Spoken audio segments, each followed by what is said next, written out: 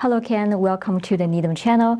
I'm sure many people are very curious about you. So first, can you tell me about yourself? Where are you from, your family, and your profession? Sure. So my name's Ken Ruetenik.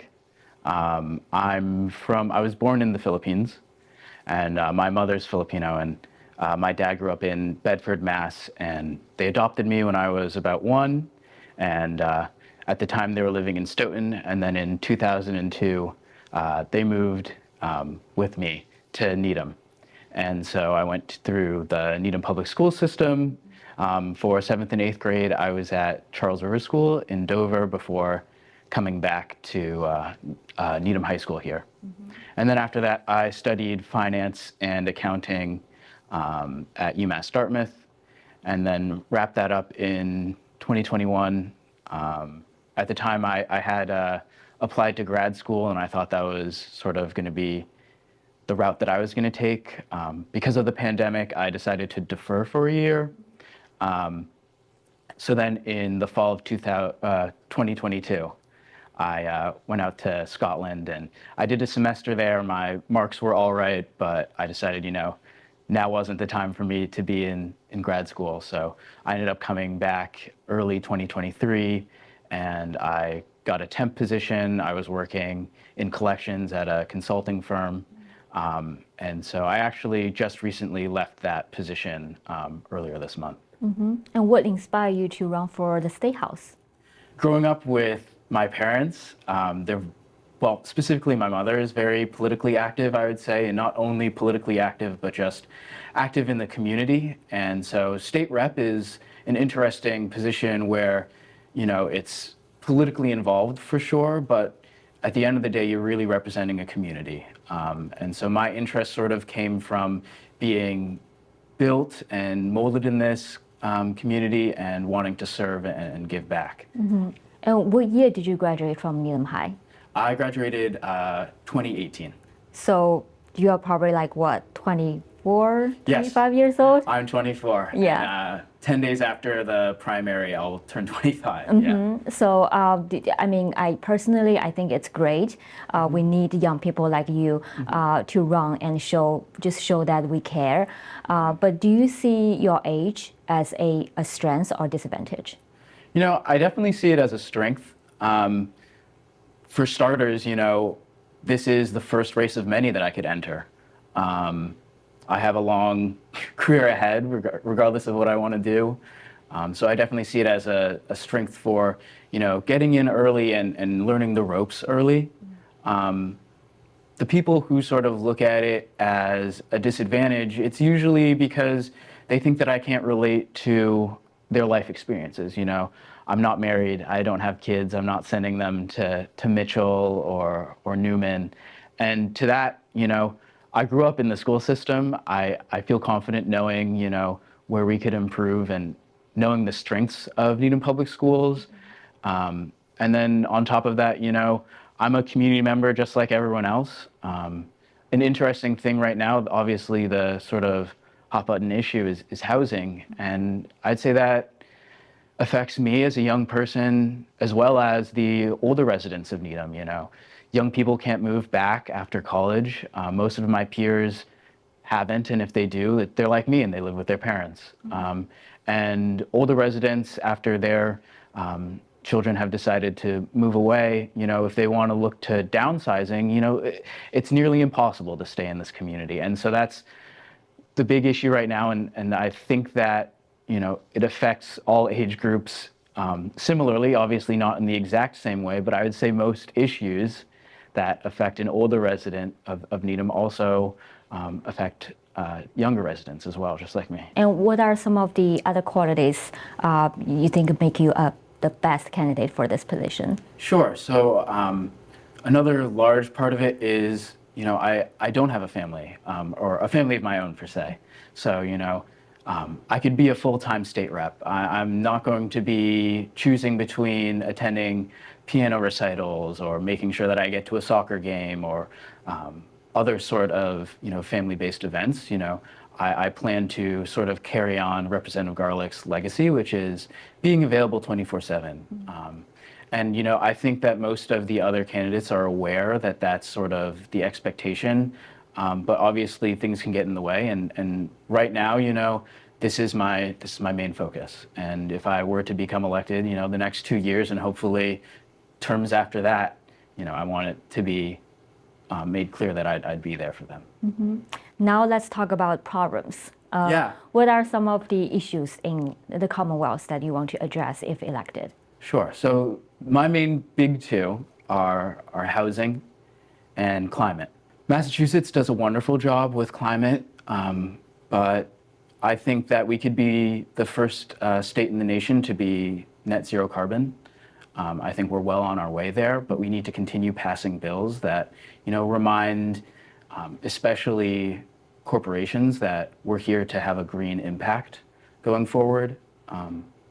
That being said, it's a long and arduous process, but it's interesting because there's also a tie-in with housing. So a friend of mine works in the solar sector, and some of the very interesting projects he's brought up to me are where, solar can combine with construction in terms of creating more housing. So solar will come in and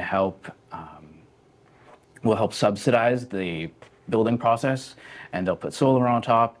And so then you end up with more housing that is carbon neutral. And so I'm sort of looking into, more ways to access, private money, and see that come into play with the public sector.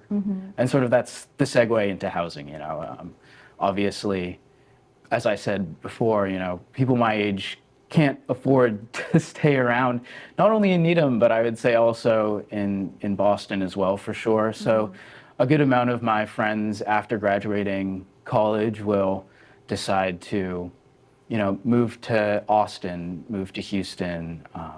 They'll see a better and more affordable future in places like Tampa or, Georgia.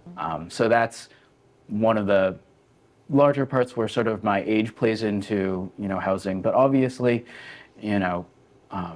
creating more housing in Needham would allow for things like local talent to stay around in terms of workforce, and would also allow for older residents to stay in the community that they chose when they were younger and decided to raise their family in. I don't think anyone should have to make a decision between staying where they either work or they've created roots and, being able to afford a place to live. I want to highlight it on your website. You also talk about these two issues you want to address: climate change and housing crisis.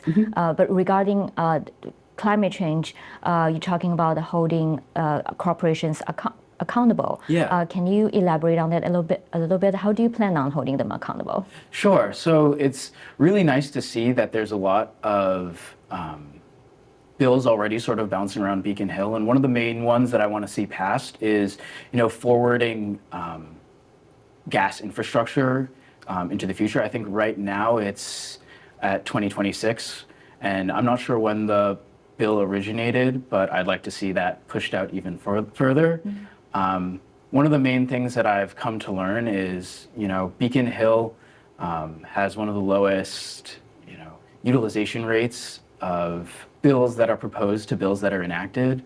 And so, I don't want to, although I have my own ideas, like pairing solar and building more and constructing more affordable homes, I think it'll be up to us to continue on and pass bills that have sort of been bouncing around on Beacon Hill for a while. Are there any other current legislative proposals that you strongly support and would like to advance if elected? Yeah, so one of those would be, sunlight in state government. I think that some of our state legislators do a wonderful job of, sharing publicly their votes and their participation at Beacon Hill. But what I want to see is I want to see more transparency. And, I think a lot of people who are on Beacon Hill probably, if they run into this interview, will be kind of like, that's not a good stance to have. But, as constituents, we have to keep our elected officials held accountable for, the job that we want them to do and the job that we elected them to do. And so anything that gets in the way of us being able to sort of audit our own elected officials, it creates a weird air of distrust maybe, or, I'm not saying that people are doing bad things behind closed doors. I'm just saying that if you're unwilling to make it easier for the general public to access, what's happening in these closed meetings, then what are you so afraid of? Are there any proposal you want to share us regarding increasing the housing stock in Massachusetts? Sure. I think that the MBTA commuter bill is a really great start, and right now it's sort of going to be up to individual municipalities to decide what they want to do. Obviously, Needham has its base plan, and then the Needham Housing Plan or Neighborhood Housing Plan, and I could go on about that for ages. I think right now, with such a large bill already being passed in the legislature, it's going to be a little bit of time before we sort of see how that plays out. I mean, obviously, I would love to incentivize communities choosing larger plans from like a state level, but right now it's really early in the process to figure out, what the true ramifications of the MBTA commuter bill is going to be. What are your thoughts on the charging a transfer fee on high value properties to fund affordable housing? The proposal by Governor Maura Healey was included in her version of the housing bond bill, but was removed by both the Senate and the House. What is your perspective on that? The real estate transfer fee, especially living in a town like Needham where our real estate property values are so high, I would want to see the fee enacted. And I've heard pushback from Needham residents about stuff like this, but the reality is if you decided to move here in the 80s or the 90s, you didn't work for your house to double in value, to 2.5x in value. And that's sort of where the real estate transfer fee comes into play in my mind. So yes, I would definitely be in support of it.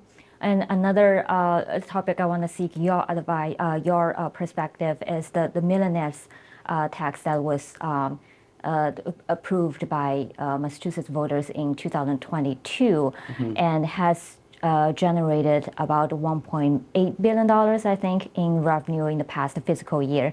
And the law requires it to be spent on education and transportation. Do you have any perspective on how to use this money to improve our transportation and education system? As someone who, takes the T all the time and has recently finished not only in the public school system for K through 12, but also deciding to go to a state school at UMass Dartmouth, I think that there's a lot that can be done to sort of support administrators and help improve learning outcomes for current students. But that's not really my expertise, I would have to say. And then things for like the MBTA. How do you decrease the variation in sort of like time that it takes to get in between stops and issues like that? And the reality is I believe that the state money is going to go to those programs and they'll be able to sort of sort it out on their own. As a legislator, I would just be in the position to sort of vote on exactly what would be sort of what that $1.8 billion would be spent on, not exactly how those $1.8 would be spent, but more or less just deciding I think this should go to education. I think this should go to buffing up our transportation, our public transit in Massachusetts, and I think both of those things are great. Is there anything else you want to share with the audience regarding your candidacy? The thing that I've been saying all the time is, I'm here to sort of drive civic engagement. I want young people to sort of see me out here on the race and realize, if I can put myself out here to run for this position, they should feel comfortable requesting a mail-in ballot in September and then again in November and filling in the circle. Whether that be me or the other two candidates, you know, I'm telling everyone that at the end of the day, people should be voting for who they believe is going to represent them best. And if that's me, if someone views me and says, you know what, I think Ken would do a great job representing me because I think he'd be available and I think that we see eye to eye on a lot of issues, then, you know, I would love to serve as Norfolk 13's state rep. But if it's any of the other guys, I know for a fact that they're going to do a great job as well. All right, great. Thank you so much, Ken, for coming and speaking to us today, and I wish you good luck. Thank you. Yeah.